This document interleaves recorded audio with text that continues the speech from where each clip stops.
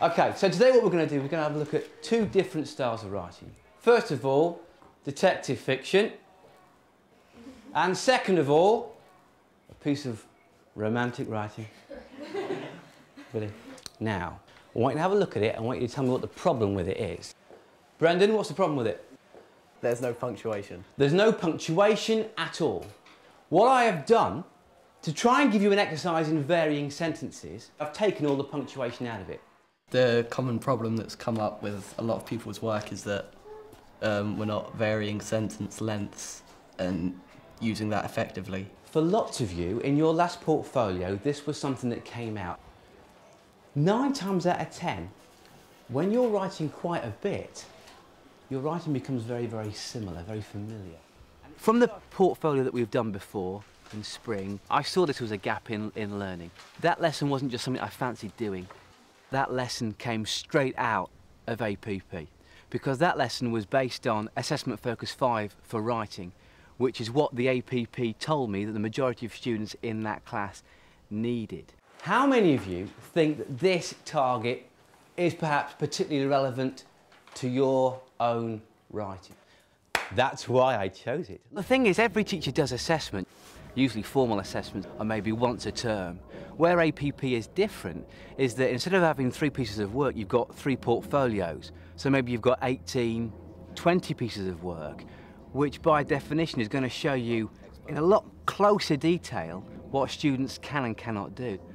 Well, the portfolio is where we put all of our work from every single year in, so we can, look back and see how we've done. There's a grid and it has the different levels down the side and assessment focuses across the top. And then for each level there's certain things that you have to be able to do to reach it, and he'll tick them off, ones that we can do, and then highlight ones that we need to work on. So when he's thinking, when you think, you sort of, it goes really quickly and you can't control it. So I think this should definitely be faster. And this, because he's sort of recapping what's happening, it should be slower.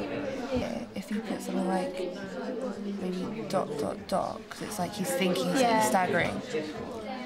I'm at level 7 for writing and a 6/7 for reading. I'm a 6 for both of them. I think mine's more technically accurate when I come to writing. Yeah, I need to work on more technical things to put into my writing.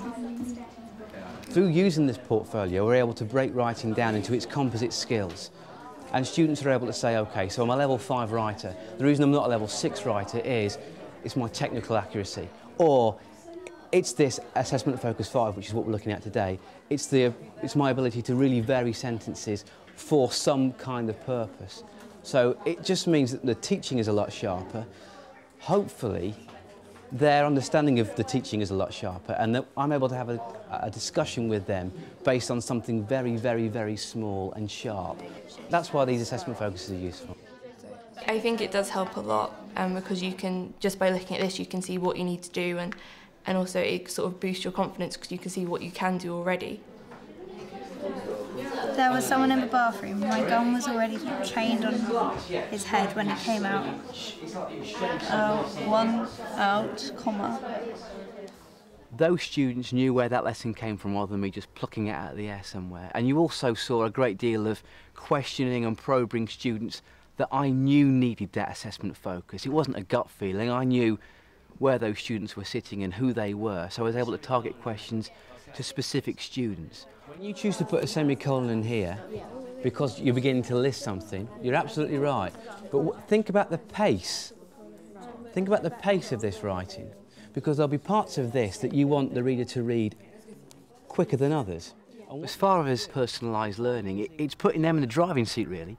And that's really important, because what I want is for them to make progress across the course of a term. So by definition, I need them to be making progress within that hour. What I want you to think about is the juxtaposition of the long and the short sentences. That's the first thing. I want to see some level of contrast there, okay? And the next thing I want you to think about as well is how you're using the range of punctuation to control how the reader reads this. Right. Okay. My gun was already trained on his head when he came out. 1 twitch from my trigger finger and he'd have been... Yeah. because it's so much go there. It sort of changes the sentence. Yeah, because it changes the pace of it. All they're doing is putting punctuation into specific areas, which on the face of it is a rather simplistic task. But what I've done in going round is I've differentiated that. So the more able are looking at using a variety of punctuation for a legitimate reason, and that's what the lads were doing at the board.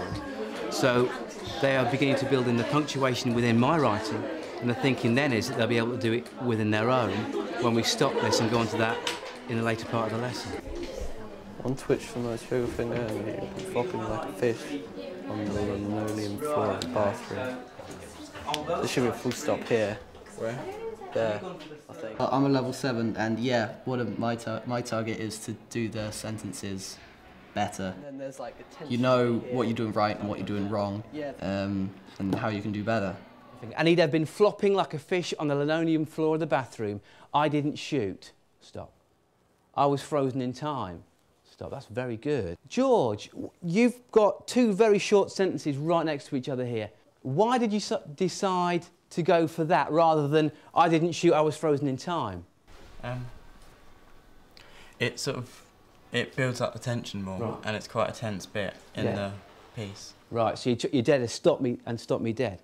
Very good. Okay. Well, makes planning an awful lot easier because you don't end up planning those lessons that really you look back on and think, well, that was a complete and utter waste of time, because I have a far better understanding of which small focuses to be looking at.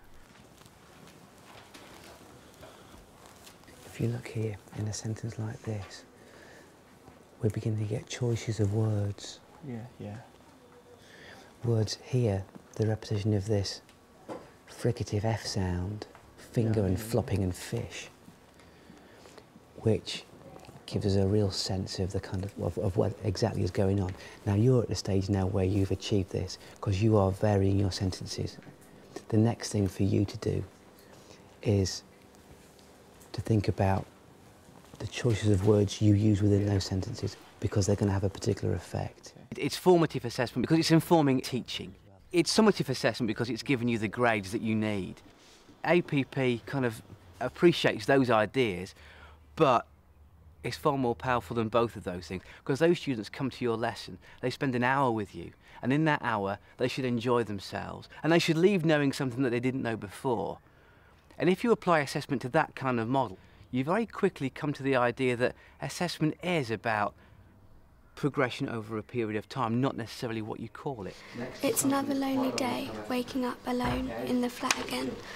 Had another shout out with my other half last night. He's been acting strange. Every time I ask him a question, he reacts like a rabbit caught in front of headlights, confused, hiding something, panics. I'm sort of using a lot of short sentences. The thing is, when this piece of work goes into your next portfolio, it's evidence that you're progressing on this particular assessment focus, which will mean that, likely as not, your levels should be higher than they were before. That's the whole idea. Ain't it, Sam? Yeah. You don't have to go through tests, and you don't have to do a lot of revision and stuff. It's just a few pieces of work all together, and you just get graded on it. So it's like you don't get stressed like you do in a test, sort of thing. I'd say yours is a level 5/6. And what did mine do to get I like it. Well, you didn't paragraph it. It's certainly more trustworthy than a SATs result. The formality is the standardised tasks, which allow us to moderate across year groups. So we're assessing by stage rather than age, which is a bit of a buzz phrase at the moment. Over the course of 5 years, at this school anyway, those students could have 3, 4, 5 different English teachers. And it's important that when you pass a class on, that they can have a look and know exactly the profile of that student. OK, this morning, my Year 9 class, they were looking at assessment focus 5 for writing. That was kind of the objective. So it'd be interesting to see what you think. We got involved. It was a stroke of luck. I came here 3 years ago. I was in a conference and somebody said, if you're interested in APP, please stay behind at the end and I'll have a word with you all about it. And I thought, well, As a new head of department, I want to be taking things back to my department that maybe they would find interesting. And they kind of grabbed it with both hands and said, this is what we used to do. We used to assess with portfolios all the time, and we'd love to return to that. Now, this is Tiff's. Right. Spelling, technical accuracy, not so good. But in terms of assessment focus 5, towards the end of this piece, I think she kind of... Because that line's good, isn't it? Confused, comma, hiding something, comma, Yes. panicked. Yes. It's quite a nice Yeah, use of that. She's trying to actually construct something that's different, isn't she? I think it's good. I'm always confused a bit, though, about getting them to use a variety of sentence structures, as it were, and then they don't use sentences at all.